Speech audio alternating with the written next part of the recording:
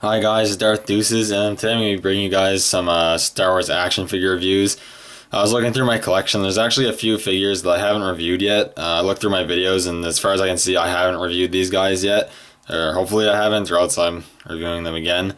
But I'm pretty sure I haven't reviewed these guys yet, so I want to give you guys a look at some of these figures I haven't reviewed yet. So first off, we're going to take a look at this guy here, which is the Han Solo in his Hoth outfit.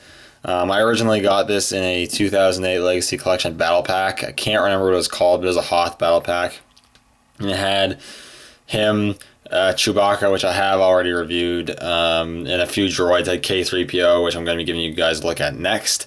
An astromech droid, which I forget the name, but I'm going to give you guys a look at him with K3PO, and a probe droid.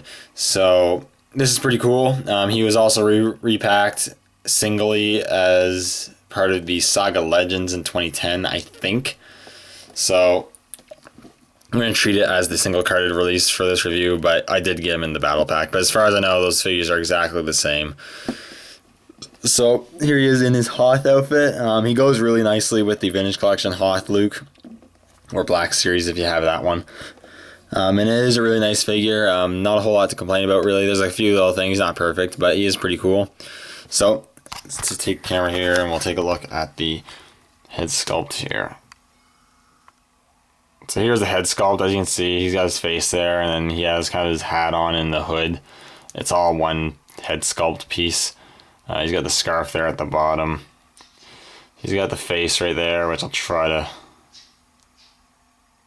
You know, it's not terrible. I mean, it's as good as you're probably going to get for likeness to Harrison Ford with all this stuff around his face and head.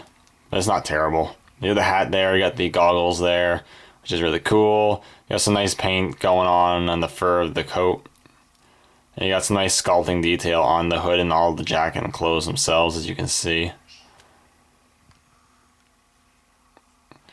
On the torso here, you got the same detail, which looks really nice. You got all the ripples and ruffles of the coat. Got some pockets sculpted on there. He got his command badge, I think that's what that is, sculpted on there with some paint detail, which is really nice. Got the gloves here. This one's just sculpted in a sort of gripping pose. And you got like the communicator, I think that's what that is on there, which is cool.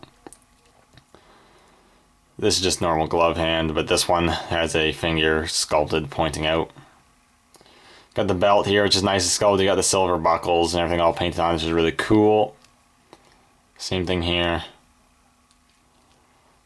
It does have his holster sculpted on here, which you can store the blaster pistol. And you got the lower part of the jacket, which is sculpted nicely, and is made of a slightly more pliable material.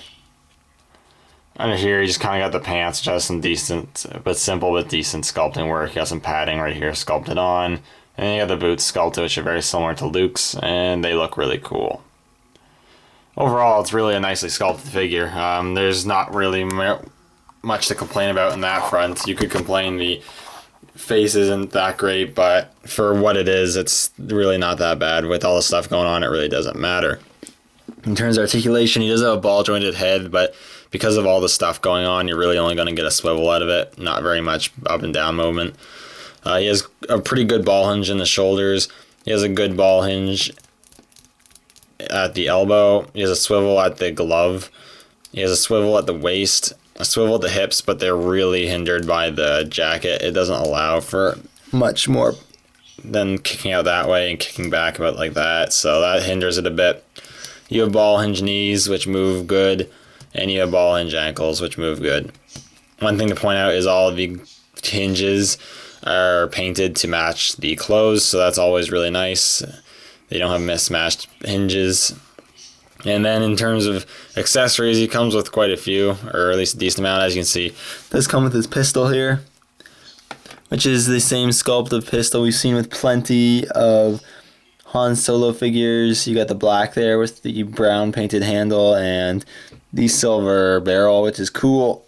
He grips it in his right hand well. I don't know about the left hand, just kind of loosely. And then you can put it in the holster.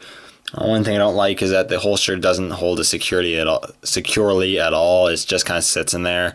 You put him upside down, he's going to fall right out. But if you wanted to have it holstered and he's just standing around, then it works. It'll stay in there, but you just have to be careful. It really doesn't stick in there. It just kind of sits in there. But I have holding it anyways, so not a big deal.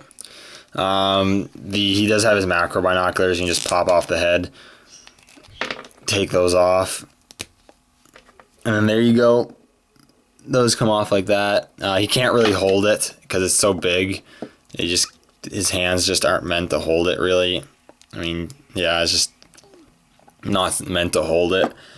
But it is a separate piece, and you can take it off. And it is nicely sculpted and painted. You got some black going on there, and got the brown strap, so that's cool. And then the last accessory, which is pretty cool, is these goggles are actually removable on the top of his head.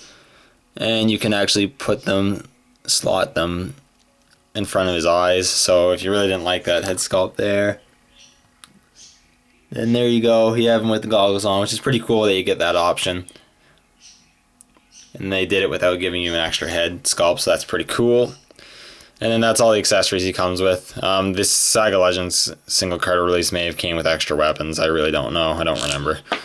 But anyways, that was the review of the Hoth Han Solo figure. Overall, I think this is a good figure. I don't think they've released any new versions of this figure since the releases it has had. So if you're looking for a Hoth version of Han Solo, I think this is definitely the best version of him in 3 3/4 inch form.